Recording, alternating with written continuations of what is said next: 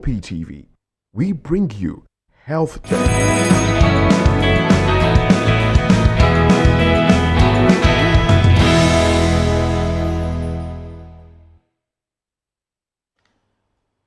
It's another beautiful Saturday morning, and it's still in celebrations of Eid al-Adha. Of course, it's amazing to have you join us this morning. Welcome to the Morning Buzz on Voice of the People TV. I am Masinachi Okaf. Of course, on the show today, we're going to have two conversations, and the first topic is the fact that 3 commissioners quit.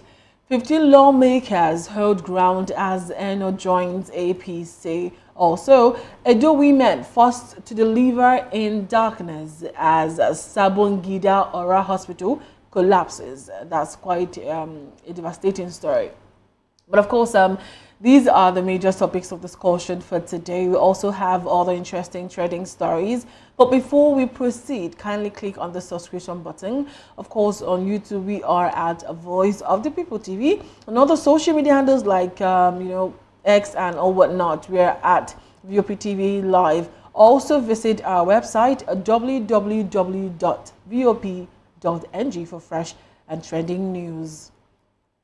As Voice of the People TV, we encourage you to call and share your thoughts. And of course, we also take reactions via WhatsApp on 0904 473 Nwobasi emphasized that the move is part of a broader effort to sensitize the education sector and ensure quality learning to the state, of course, for the state's children. He also urged school owners to encourage and to engage with the Ministry of Education for guidance on meeting proper standards and securing operational approvals. Also stressing that education in the state must not be compromised.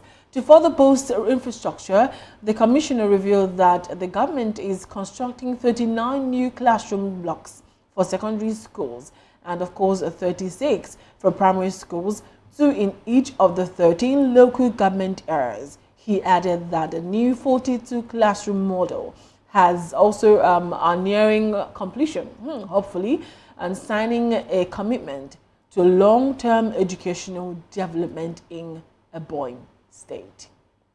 And I'm going to be having this conversation with Mr. Peter Anosike. Good morning, Mr. Peter. How are you doing this Saturday morning? Fine. Quite early.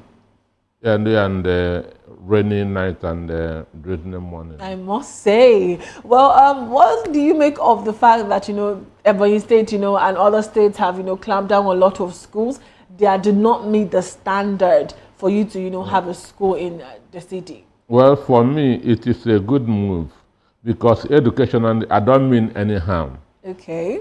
I don't mean any harm, but I like talking straight. Ebonyi State is the most backward state in the whole of Southeast. That's when you compared with that education. Understand me? And so I don't really know why it's so. And this reason could be one of it. Because I read a report that over 72% of people who attended who finished primary school in the Northeast cannot read. Over 72% cannot. That's almost everybody in that. Understand me? Yeah, in that region. And what causes this unapproved substandard educational institutions where the teachers are unqualified. The teachers are unqualified. There's no infrastructure or equipment for proper education of the students. So because they are not approved. So if this can happen that's in the center of excellence, imagine what will be happening in the other states. So there should be monitoring, there should be enforcement.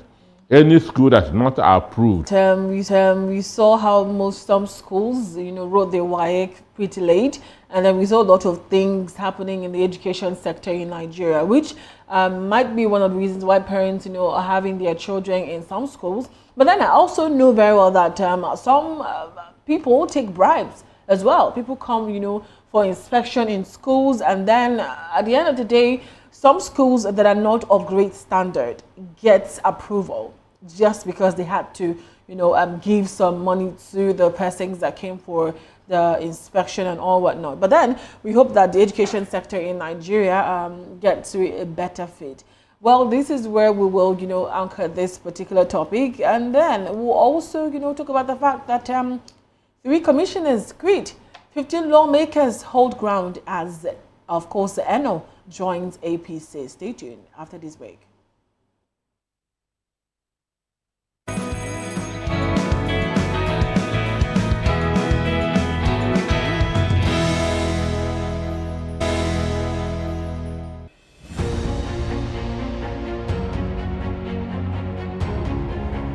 We are the station that bring you stories from the people's perspective. We let your voice be heard. On Political Lens, we bring you deeper insights into happenings within the polity. We create equality of representative opinion and fairness in politics, economic and diverse conversations. Here we bring you breaking news, fresh perspectives, as well as fact-based analysis. Watch our extraordinary shows From the People's Voice, where we get to amplify the stories and concerns of everyday Nigerians, to hashtag. To Health Check, where we share practical wellness tips and bring you deep insights from medical professionals. Maritime Frontiers will dissect issues on port operations and more. Every time we talk about sport, it's everything that has to do with sport, from the top to the finish. Just be with us, stay with us all of the time. We give you sporting activities just as you unfold, and that's what we do, and that's why we are called Voice of the People TV, and you already know. We got you all covered. Here, you have more than a voice.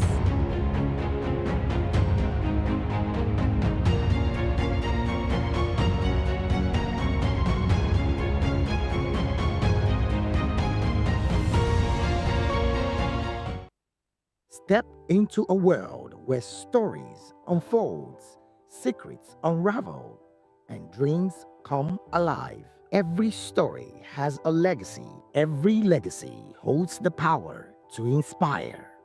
A unique interview series that celebrates the lives of Nigeria's elder statesmen and women through their remarkable journeys in the military, diplomacy, public service, academia, medicine, and beyond. Conversation that transcends generations, offering guidance to youth. APC, of course, his dramatic defection sealed at the banquet hall of Government House, Uyo, in the presence of APC heavyweights. This has triggered a wave of resignations. 3 key commissioners, Eno Ibanga works, of course, Ini Emomobong, special duties, and Ibom deep sea, and also Almond Bob, which is of the finance, have stepped down in protest. In the State Assembly, the fallout continues. Out of 26 lawmakers, 15 have refused to defect with the governor, while 11 others have crossed over under pressure. And we still have in the studio VOP TV's in-house analyst, Peter Anosike, who is also a political commentator. Of course, joining us virtually is a Blessed Omoregbe Jato, a public affairs analyst, a political analyst, of course, also a commentator and human rights activist. Also, do remember that as Voice of People TV, we encourage you to call and share your thoughts and reactions via WhatsApp on 0904-473-2605, because here you have more than a voice. I'll start off with Mr. Peter Anosike, but before we do that, somebody had a very wet Saturday. Welcome, Jerry. When you say wet, it means a lot of things, but it is well, it's been a wet Saturday this morning, and of course, finding it difficult to be in the studio was one of those things I never expected would happen to me. But it's part of the journalism, and of course, we have to take it with a smile and, of course, come to the studio and give you our best. The job has to go on, right? Yes, definitely. Oh, well, let us start with Mr. Peter Anosike. I think about 2 weeks ago, we also shared here that the governor of Akwa Ibom State said, when I cross carpet, You either join me or you resign. There is no being in the middle. And now he has done that. I even saw a video or a picture of, the president, watching while the governor of Akwa Ibom State, had to transition to the APC. 2027 is around the corner. What do you make out of this? For me, it simply shows belief in you. You don't have to force them. Understand? They have to go where their master goes. Understand me? So this simply shows the kind of man that the so-called pastor is. Understand? Because a pastor don't compel people. Understand me? Jesus never compelled his own disciples. So this shows that Eno is one of the fake evil men masquerading as pastors. Understand? And I'm happy for the three people. They should be immortalized. Those that understand me, they understand. That integrity means you being hungry and rejecting food, and that's what those three commissioners do. And mind you, they are in charge of key ministries, finance. Yeah. Understand me? But they are ready to abandon it because of their conscience. I cannot join APC. So for me, those three people, I pray that they should get higher positions in the future. But taking a look at the way and manner it is going, the PDP, for instance, in Akwa Ibom State, what should they be doing now? Because now that it looks the governor has crossed to the APC. What about the lawmakers? We know what the law says about crossing as a House of Assembly member from the party that brought you into another party.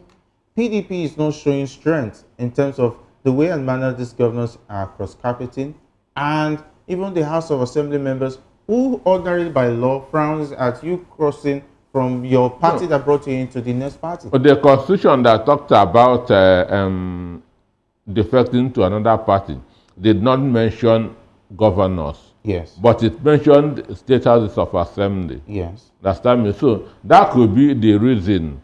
That could be the reason the other 15 lawmakers say, oh, not cross What over. about the 10? What is the PDP going to do about it? Well, in that same section, it also gives conditions for defecting if the party is in crisis. Okay, but does it look like the PDP in Akwa Ibom State is in crisis? No, PDP is in crisis. Okay, entirely? Generally. Okay. Understand me? So it is an argument that PDP should go that to court and understand me. So, but what Eno did is a betrayal of the people of Akwa Ibom, because they voted for PDP and not for APC. Understand me? So, but he's now carrying their vote to another party. He's transferring their vote from PDP to APC, which is a betrayal. So, you go on. I wanted to ask if you also share this thought that the crisis going on in PDP, if it's motivated or maybe, if it's on purpose by the APC just so they would have an upper hand as well. Running for a political office is different from running for that's a Young Men's Christian Association. Understand me? These are two different ball games. In politics, there's nothing like being good. Understand me? It's a murky water. Understand me? So they say if you are afraid of the heat, don't go to the kitchen. Okay. So what APC is doing is what PDP is supposed to be doing. Oh. That's putting crisis in. PDP is supposed to be causing confusion in APC. Interesting. Right there. Let us get to our virtual guest, Mr. Blessed. I don't know if you can hear me. Yeah, I can hear you. Good morning. All right, good morning. Welcome to the show. I believe you've been hearing the conversation. So I want to know your thought about the fact that, Eno has moved to APC and, persons have resigned, other persons, we don't know their fate yet. How do you react to all of these things with 2027, around the corner? Well, thank you. Thank you very much. See, basically, there are several things one may want to look at in extracting this issue. But let me start by saying, with fairness to my brother at the studio, you see, there are times when we must divorce people's personality from their call. Now, Eno, before he came into politics, was a pastor. Whatever he's doing right now has nothing to do with being a pastor or not being a pastor. I just wanted to say that we must look at him as a person and extract his character as an individual, divorced of his pastoral affiliate or calling. Having said that, now for those persons who have refused to decamp with the governor, you see, they must be commended. This is one thing we have often said. Politics, even though it's about interest, but interest should be born out of conviction and principle. Now, without conviction and principle, man is just like an animal that roam around the jungle looking for anywhere to fit in. Now, Nigerian politicians over time have failed to realize that, yes, it is about interest. But when this interest is not based on conviction, when it is not based on principle, there is an issue. And again, I really do not know when we are going to come out of this circle where political leaders continue to betray the trust of the people in several sections of Nigeria. The truth is, people don't vote individual, they vote party. And in some places, they vote individual, they don't vote. For example, when you come to my community in the election, voting is purely basis, irrespective of who the individual is. Once the political leaders have agreed and said we are voting this person, the majority of the community rally around that person. So when that person now carried tomorrow and cross carpet to another party that the people did not vote, what you have done is you have betrayed their confidence, you have betrayed their trust and their will. When people go out to cast their vote, many times they look at many variables. This is something one man cannot use his selfishness, his lack of ideology and conviction to just betray and sweep under the carpet as if the people do not matter. And for those commissioners that have stayed put, honestly, I looked at the key ministry they are holding. You talked about finance, you talk about DC port, you talk about special duty. These are juicy ministries. And yet these persons against the gun are able to stand their ground to say, no, I want to follow my conviction. That is commendable. And I think this is something Nigerian politicians need to begin to emulate. Yes, you are a political appointee or you are an elected political office holder. The question is, why are you there? What is your initial conviction? What brought you into the system? And at what point should a man's conviction change? These are the many questions we must begin to ask ourselves, and politicians begin to need to decide among themselves. That you don't just wake up at 1 minute and the people all of a sudden do not. And I also think that the fact that the governor is coercing his commissioners into following him to decamp is a sign of failed leadership. Yes, it is a sign, because a true leader that the people really believe in, you do not need to force them.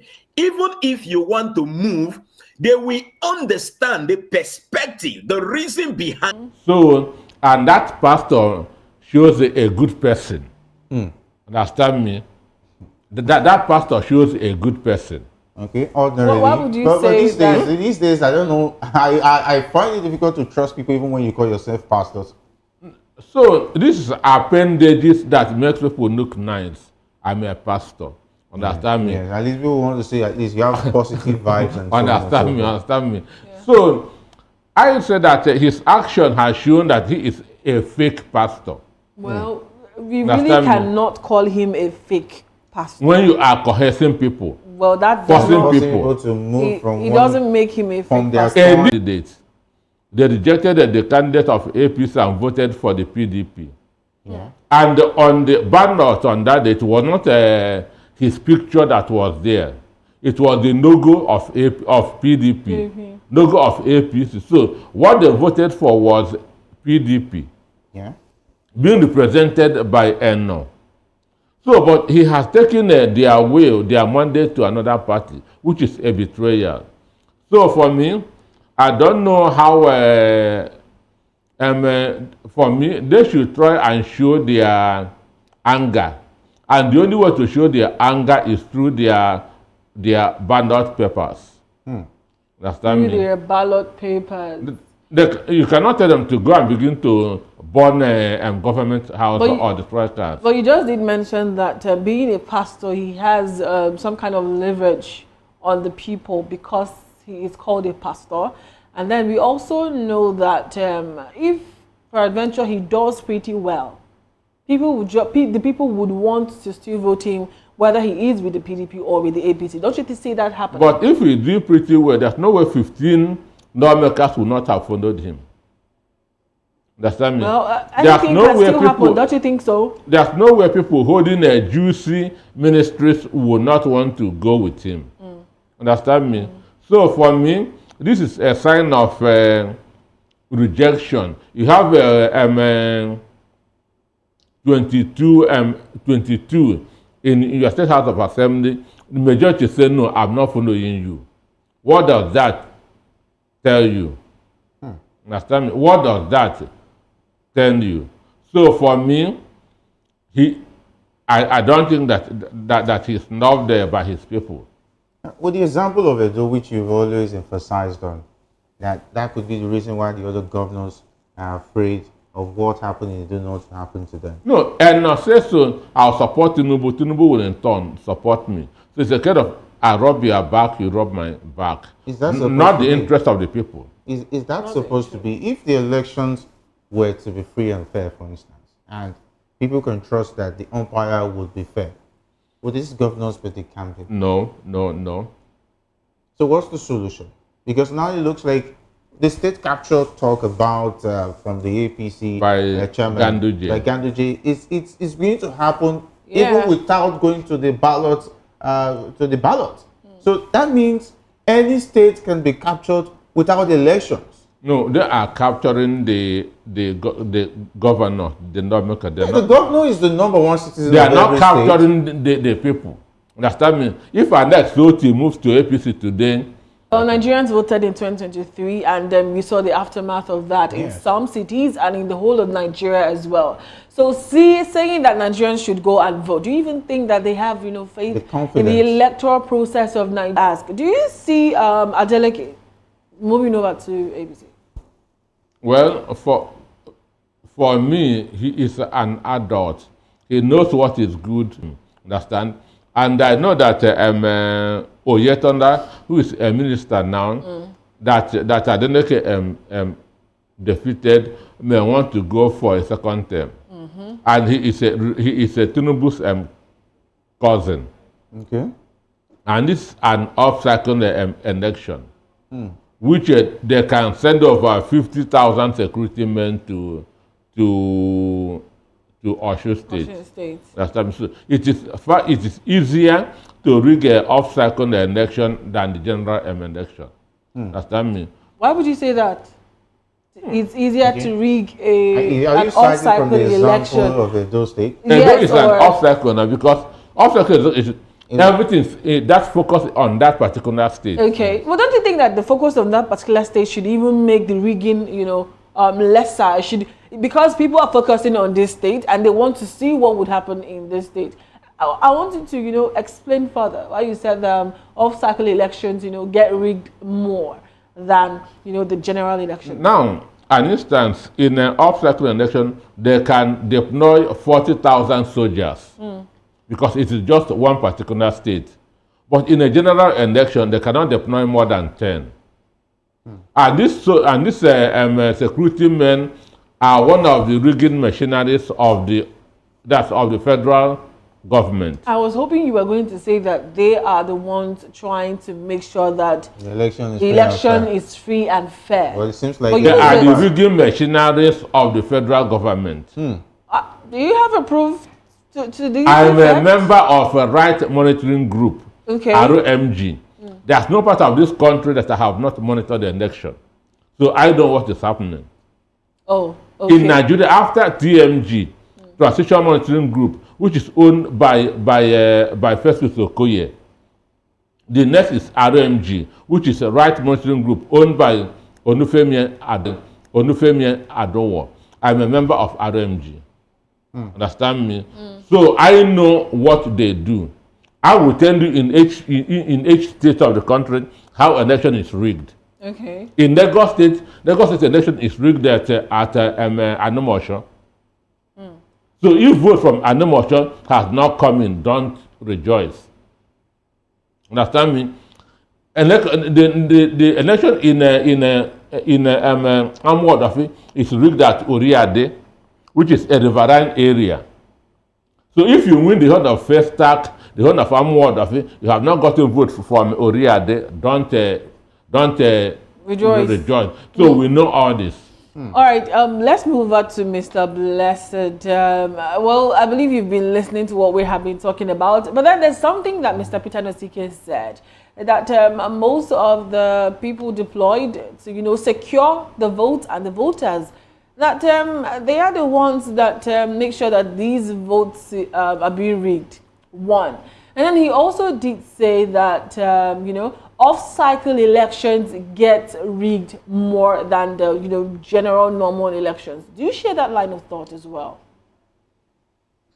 Well, I think it is a basic fact and a basic reality that off-cycles election have more issues when it comes to fairness and transparency than the general election. And the reason is very simple. In a general election, the resources of all the political parties are stretched to their limit because you are working on multiple fronts at multiple times. So many times it is left with just the state governor to do his thing in his state with very minimum support coming from the center. But in an off-cycle election, all the concentration, all the resources, all the machinery of the center, of the party at the center is channeled towards that single state. And what you find is that those kind of elections always end up having more issues. First of all, it has more challenge to manage because the player, for example, in a Edo election, some political parties sent as much as 5-6 governors into the state. If it was a general election, all of these governors will be busy managing their own state instead of coming to pressure the electoral umpire to doing their bidding and whatever reason they came for. So basically, it has been a known fact. It's just like if you have one child you're taking care of, you are able to concentrate your resource to giving that child the best than if you are to manage 10 children at the same time. You will find out that your resources are often stretched with school fees and child support and all those other many things. So basically, whenever we find, now you people have mentioned Edo. Well, I think whenever Edo is mentioned, it is an unfortunate thing that we have to always use Edo for several wrong examples. And the fact that I am from Edo makes it a little more disturbing to me. But what we saw here in the last election was a gory sight. It was a sorry sight. It is something that, and all this thing that is happening, let me say this succinctly. APC government is killing our democracy. The gains we have achieved over the years, they are eroding it. And My colleague at the studio said, let the people just come out and vote. Sorry, sir. In 2027, there are only 3 sets of people that will vote. APC member, PDP member, and the member of the whatever coalition the other persons are trying to form. The average Nigerian, if you enter the street and see the level of political apathy, all these things that is happening, using the Edo State as case study, using the myriads of the camping that is happening across the country, all of these things are fueling political apathy. Will the people come out to vote in 2027? I fear. Now, let me put this very clearly.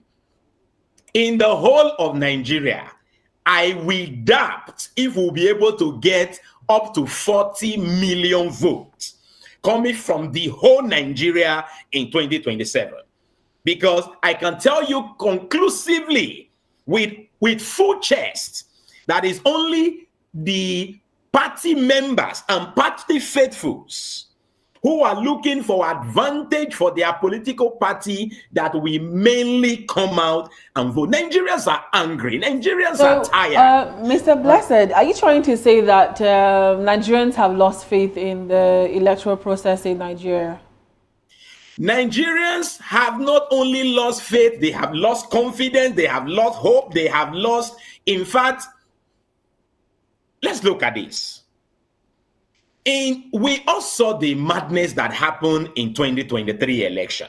Let's not even go there because some persons are already enjoying the dividend of that fraud that was called election. And then we come to Edo State. We all saw what happened in Edo. Some persons are already enjoying the dividend again of that manipulation and fraud. And Nigerians are sitting hopelessly, helplessly and frustrated, watching all this drama unfold. When you get to the market, go to the beer parlor, go to the street, people will often make reference and tell you the one we voted before. What has he amounted to? Nigerians know that even if they come out and vote, even if they come out and kill themselves for whatever political candidate, it will still not amount to anything. I want to appeal to President Bola Tinubu. You see, no matter how long you stay, in another 6 years, you will become an ex-president. And that is the best that will happen. So whatever you are doing now, please put the future in consideration. We will not say because you want to come back as president, by all means, by hook and crook, you will continue to ride on this wing of killing our democracy and eroding the little gains we have managed to achieve over the years. Look at what happened. 10 million new persons came out to register in the 2023. All right, we can barely hear you now, but then I hope that we get to anchor this conversation now so that we can take other conversations because we're pressed for time. But then, talking about Edo State, now the next topic of discussion for today is the fact that Edo women have been forced to deliver in darkness as Sabon Gida Ora Hospital collapses. Stay tuned.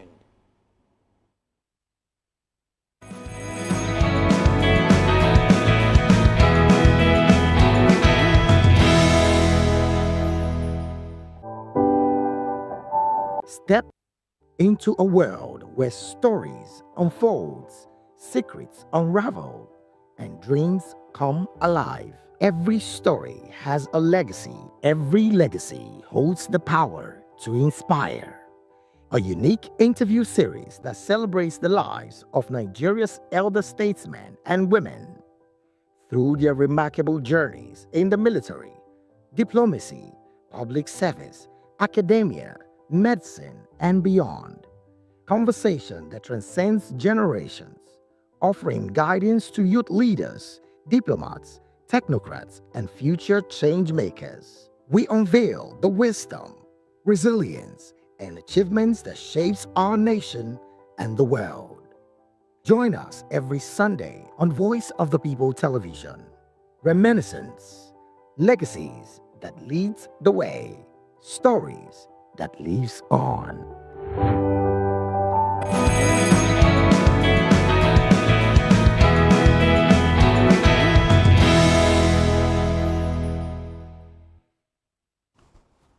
Welcome back. You're still on the Morning Buzz on Voice of the People TV. And we'll take you to Edo State where in Sambogida Ora, Owan West local government area of the state, women are forced to give birth in darkness, fear, and pain at a government hospital stripped of dignity and basic necessities. With no electricity, no delivery beds, no drugs, and only one nurse on duty, the once functional general hospital now serves over 40,000 residents from 15 communities with 0 doctors, no administrative staff, and no security. Emergency cases are often doomed before help arrives as patients must endure hours-long journeys to Irua Specialist Hospital. Many have died en route, mothers in labor, accident victims, and others in desperate need of oxygen and urgent care. The hospital's collapse is a stark contradiction to budgetary allocations under the previous administration, raising deep concerns about political accountability and systemic neglect.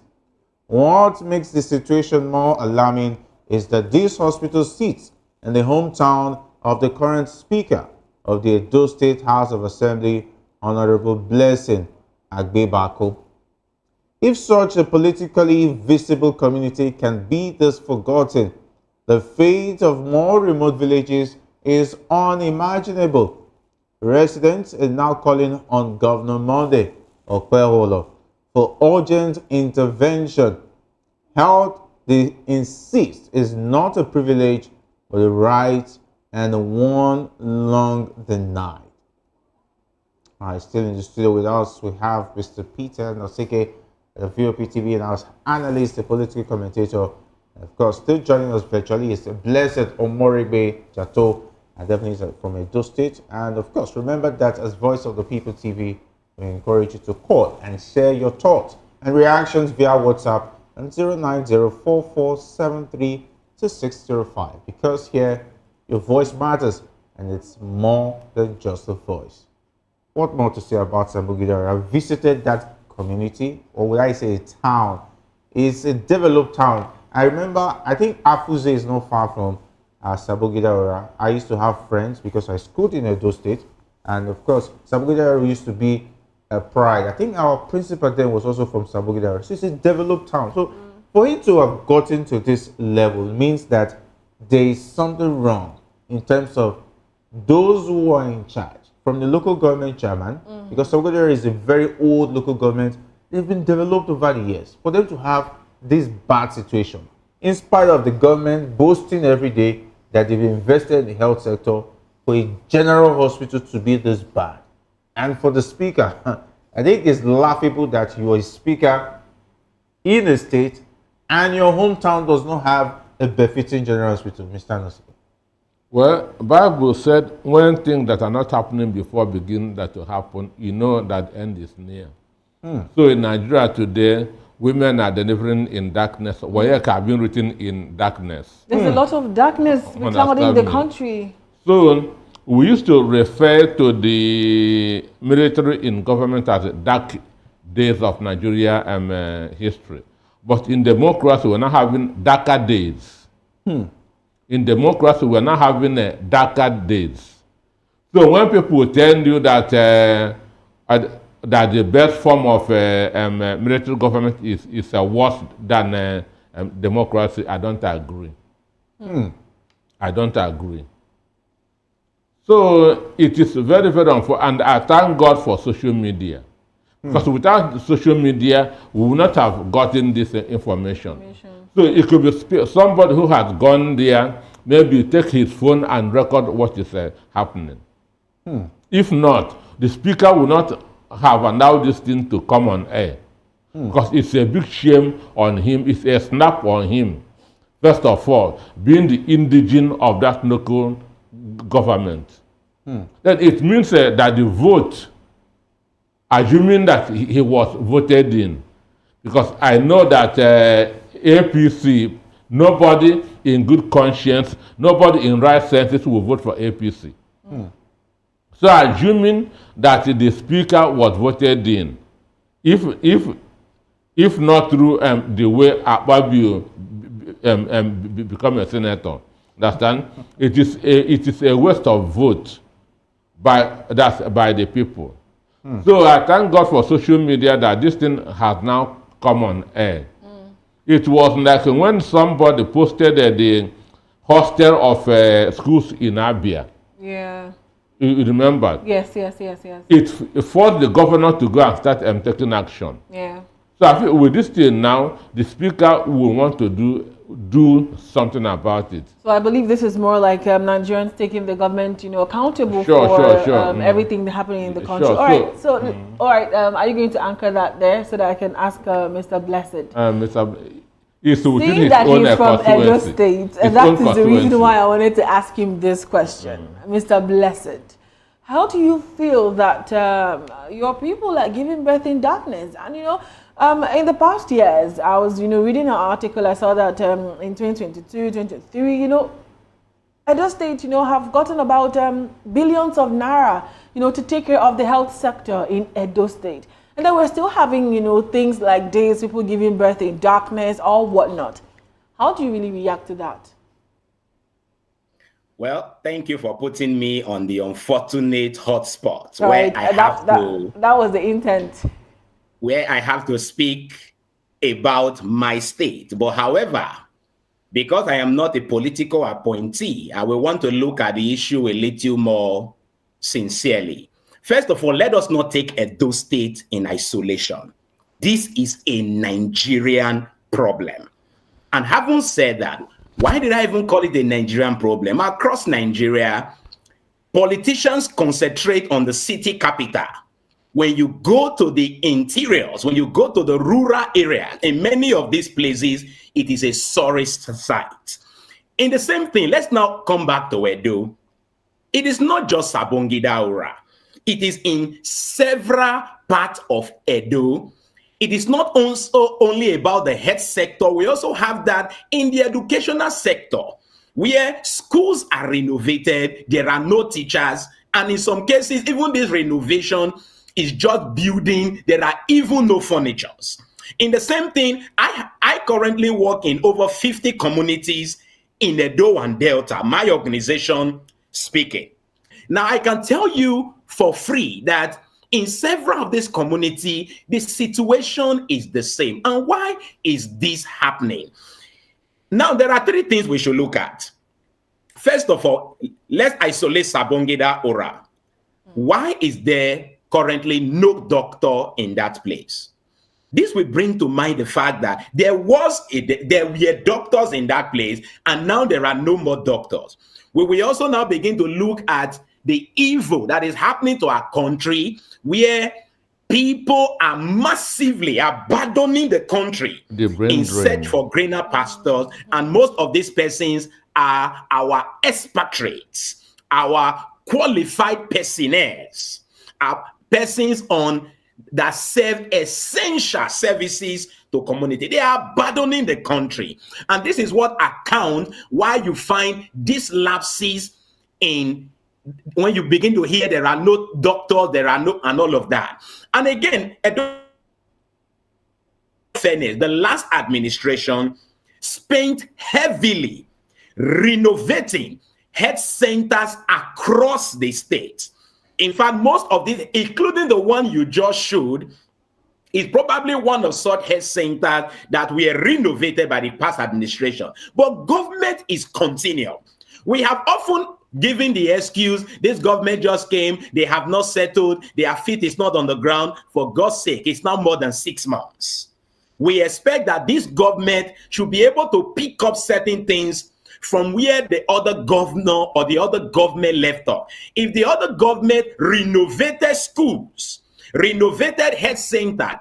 What stopped this government 6 months after from from furnishing those facilities and employing people? Just a few weeks ago, the University of Benin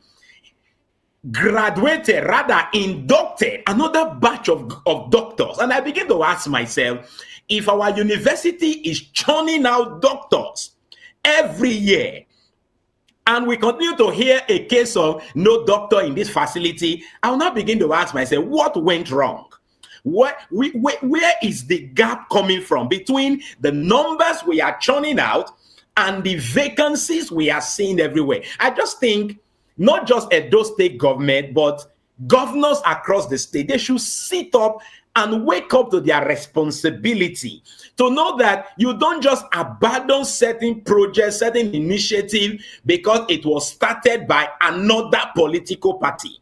Most of the things that the former governor started in Edo, we are still waiting that this government will take the initiative to continue some of them. Rather, what they have done is to continuously witch hunt and blacklist the past governor as doing nothing. Meanwhile, 6 months later, we are yet to see anything much happening in Edo. In fact, the only meaningful thing happening in Edo State right now is the fact that the current government is building a flyover at Ramat Park. And every other thing we see is continuous accusation of the former government, how they, okay, we have said it because they are the court. The governor want to be sure where he's standing before he hit the ground running. Now he has won at Court of Appeal. We expect that after now, there will be massive activity happening in Edo State. We are only hoping. And this should also be a call to this current administration. Another one. That man don't know how much it costs that to train a single doctor. But you also do remember that, I think that was a few months ago, we also heard that the Akwa Ibom state government wanted to sign a bond between them and the, doctors. Yes, you have to stay a couple of years before you travel, jaba, like it's called. And then I was shocked because, isn't that, infringing on their rights to be able to, travel? Well, for me, such a thing cannot work because it's against their fundamental human rights. They are looking for greener pastures, understand me? If you keep them comfortable here, if you keep them engaged here, if you bring those facilities that they are going abroad, because here they cannot bring out their bed because the equipments are not here. So if those things can be here, they will be willing to stay in the country. But what did past administration do differently? Because back then, doctors were still happy to still serve their country. Doctors were still, at least to some extent, even though they were not earning too much, they were still happy to stay back home and serve their country. And of course, doctors are meant to save lives. And at least, though I'm not a doctor, I've not been to where they are having their lectures and so on and so forth. I know part of their training is to service to humanity. But all of a sudden, everything is all about how they can better their lives, because even the government is not doing anything to increase the salaries and make them even comfortable. Well, to become a doctor, there's an oath that you take called the oath of Hippocrates. Understand me? Hippocrates is the founder of medicine, or the father of medicine. So they call this, they name this oath after him. And it talks about service to humanity. Understand me? It's not service for, you're not expecting ROI, return on investment. Okay. But as a human being, you have responsibilities. Yeah. Absolutely. Understand me? So you have mouths to feed and so on and so forth. So when this government, when the APC government came on board, our exchange rate scattered. Your purchasing power fell. So whatever you are getting is not solving any problem. Understand me? You are a doctor, you are complaining. Understand? There's a position that there's a profession that you will be in. People will be expecting much from you. When it's not coming, you'll be under pressure. So that's what encourages this thing. Brain drain. Brain drain. And this government has no answer to it. Rather, they are doing other things. Imagine 2 years to 2027, Tinubu has started his campaign. It's billboards everywhere. Imagine going to commission just 700 kilometers of road. Commission only 10 kilometers. Only 10 kilometers. Out of 700. Out of 700. Just to show, just to show that you are doing something. So that is what, because there's madness in the country, and they tell somebody that he will not go unless he stayed for 10 years on what? So somebody can, so there's no way that will work. Understand? It has not worked anywhere. So what they should do is to, one, enhance their quantity of, understand me, bring those equipments that they are going up, that will help them to do more. So what's the fate of this Sambogida hospital now? No, I feel with this exposure now, the speaker will shamefully begin to do something. Understand me? And I feel within the next 1 week, reconstruction will start going on there. Okay. And as my friend said, government is a continuum. One government may just build a foundation of a house. Another government will come and build wall. The other will come and roof it. Understand me? Yeah. But these people are after their names. I did this, I did that. Understand me? It was me that built Ogida Barracks Road. It is me that built Sapende Road. Abandoning the Abraka and the Ugendi one that's under construction. Very interesting.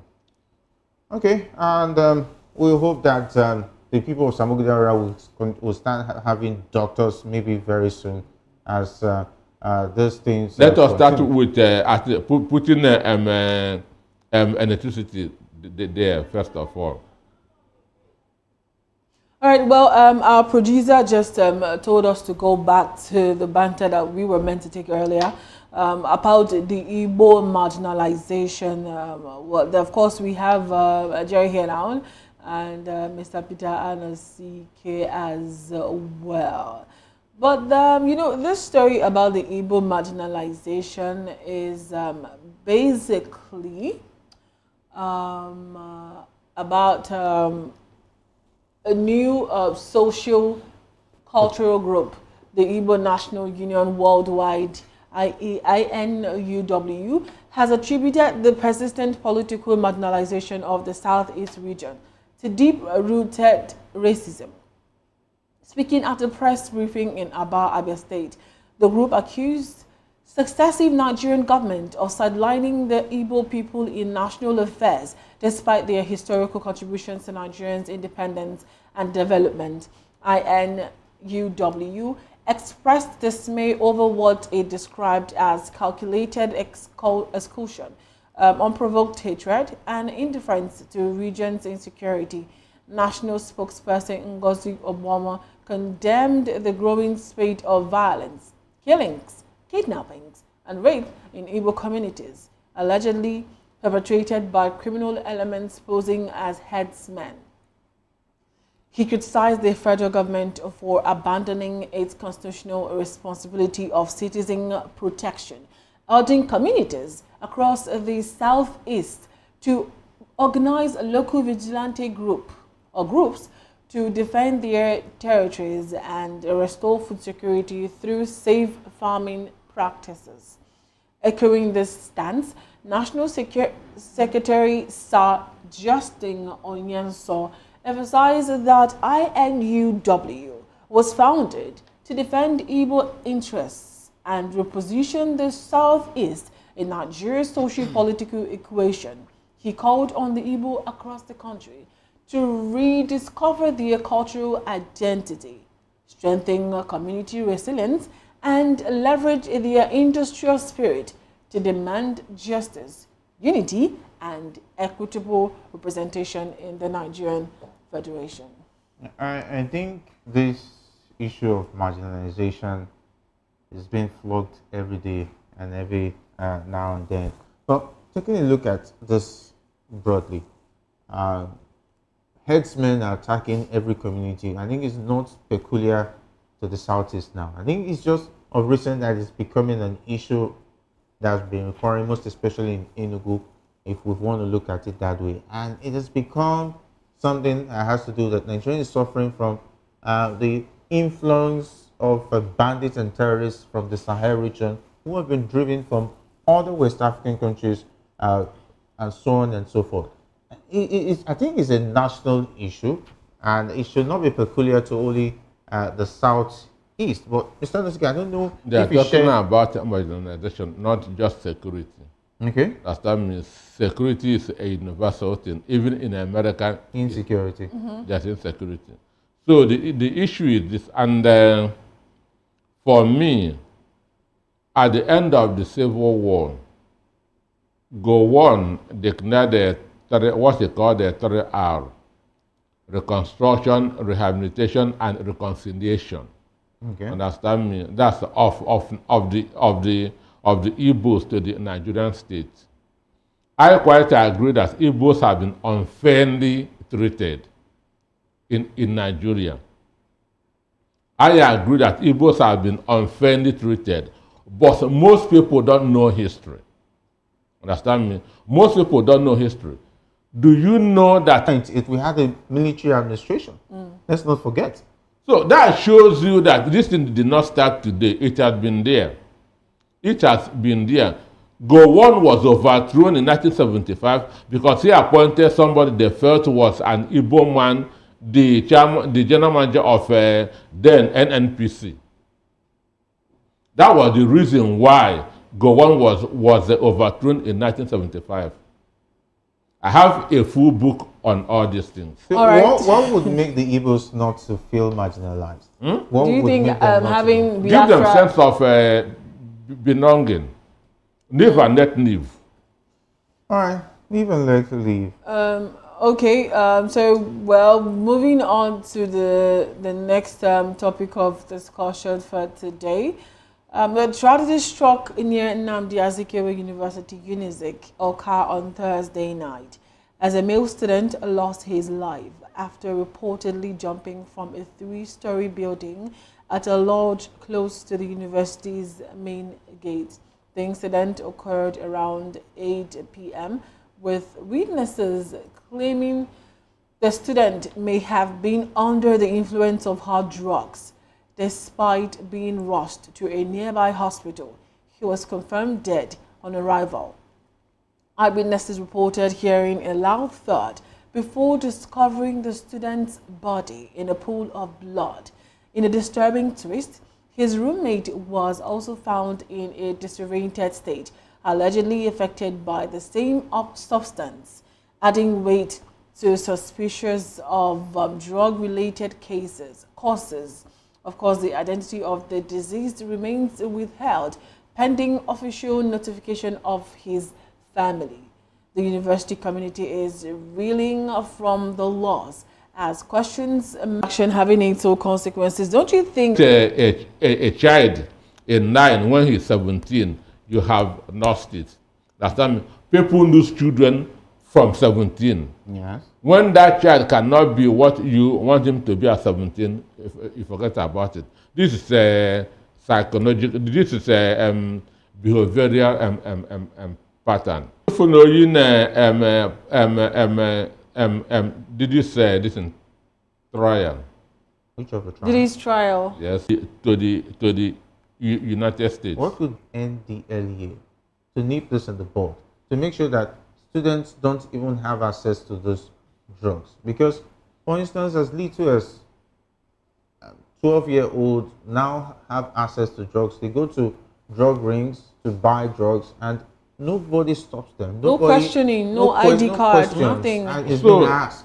It's one, these guys cannot be everywhere. Understand me? That's why awareness should be carried on even to the secondary schools, to the churches. Parents should also be telling all their children about the danger of drugs. Just like me, in my own house, the word panda, my children don't know what is panda because it's been associated with a beer panda. So from their papa, I tell them this is sitting room. Understand me? Okay. Understand? When you begin to associate things, you begin to enter inside your subconscious. So parents have a lot to do.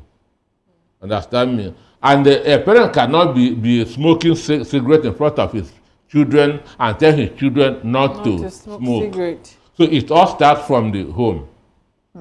Home training, definitely. Have we now lost our values? Because back then, at least, children were still afraid to go into drug abuse. But now it looks like it's now a trend among the youth. We see them on TikTok, even on social media, branding this, even our musical artists even encourage it with their music videos and so on and so forth. So how can we stop these children from having access to these materials? Because somehow they will still watch these music videos. And the lyrics of these songs encourage the substance abuse. I've heard songs that will tell you you're high on this. They even mention the names of those drugs. So these children will now want to test it and feel among these so-called drug abusers. And these are people they look up to, people they watch, models. People they look up to as role models.